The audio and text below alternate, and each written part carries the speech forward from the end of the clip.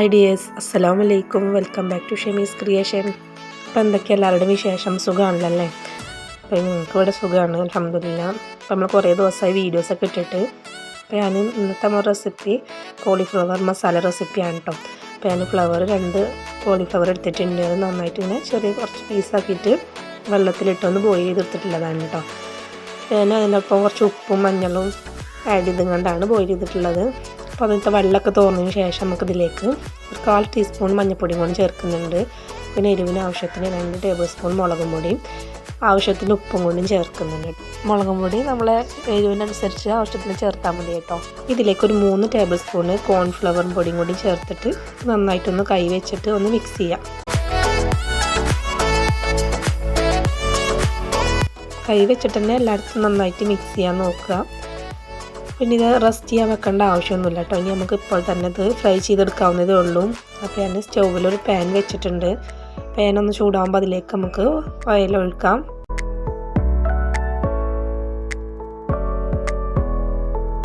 അപ്പോൾ ഓയിലൊക്കെ ഇവിടെ നന്നായിട്ട് ചൂടായി വന്നിട്ടുണ്ട്. നമ്മൾ മസാല തേച്ച് വെച്ചിട്ടുള്ള ഫ്ലവർ ഇതിലേക്ക് ഇട്ട് കൊടുക്കാം കേട്ടോ. നല്ല രീതിയിൽ ഫ്രൈ ആകുമ്പോഴാണ് അപ്പോൾ നമുക്ക് ഫ്ലവർ നല്ലൊരു കറക്റ്റൊരു ടേസ്റ്റ് കിട്ടുക കേട്ടോ.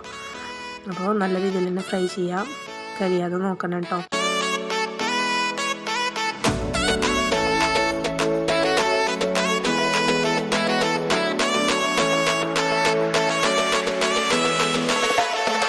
ഇത് ഇത്രയും മതിയാവും കേട്ടോ. ഇനി നമുക്കിത് എണ്ണയിൽ നിന്ന് കോരി മാറ്റാം. ഇനി ബാക്കിയുള്ള ഫ്ലവറും നമുക്ക് ഇതുപോലെ ഫ്രൈ ചെയ്തെടുക്കാം.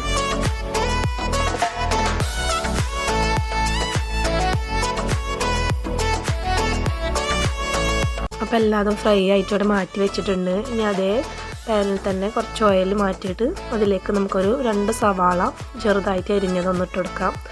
സവാള ഒന്ന് വാടി വരാൻ വേണ്ടിയിട്ട് ആവശ്യത്തിന് ഉപ്പും കൂടി ഇട്ട് കൊടുത്തിട്ട് ഇതൊന്ന് വഴറ്റിയെടുക്കാം.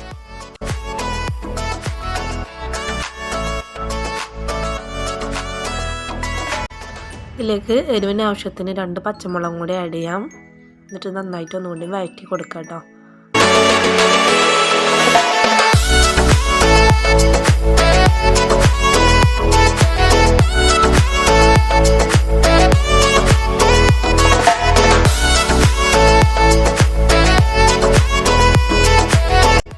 സവാളൊക്കെ നന്നായിട്ട് വാടി വന്നിട്ടുണ്ട്. ഇനി ഇതിലേക്ക് 1 ടേബിൾ സ്പൂൺ ഇഞ്ചി വെളുത്തുള്ളി ചതച്ചതും കൂടി ചേർത്ത് കണ്ട് ഒന്നും കൂടി വഴറ്റിയെടുക്കാം കേട്ടോ.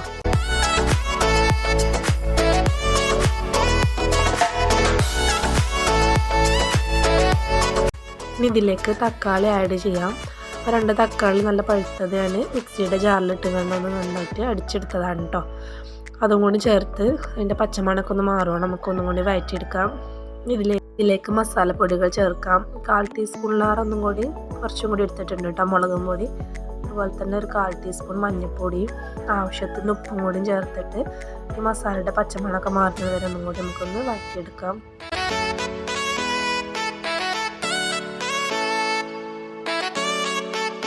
ഇനി ഇതിലേക്ക് കുറച്ച് ഗരം മസാല പൊടിയും കൂടിയും ചേർത്ത് കൊടുക്കാം. ഒരു 1/2 ടേബിൾ സ്പൂണോളം. ഗരം മസാലയുടെ ഫ്ലേവർ ഇഷ്ടമല്ലാത്തവർക്ക് അത് സ്കിപ്പ് ചെയ്യാം. എന്നിട്ടൊന്നും കൂടി മിക്സ് ചെയ്ത് കൊടുക്കാം കേട്ടോ.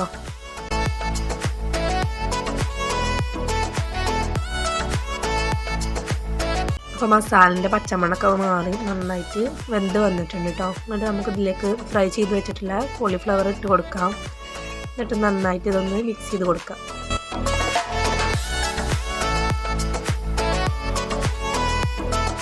ഇനി ഇതിലേക്ക് കോൺഫ്ലവറിൻ്റെ മിക്സും കൂടി ചേർത്ത് കൊടുക്കാം.